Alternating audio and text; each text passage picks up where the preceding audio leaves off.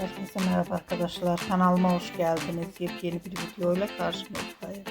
Arkadaşlar bugünkü videomuzda Türkiye'nin güzel oyuncusu Birce Akalay ve sevgilisi Hakan Kurtaş'tan yepyeni görüntüler geldi.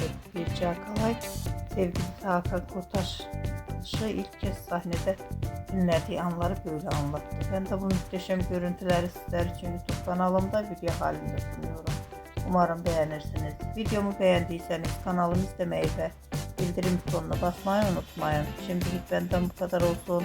Yeni videomuzda görüşmek üzere. Hoşça kalın.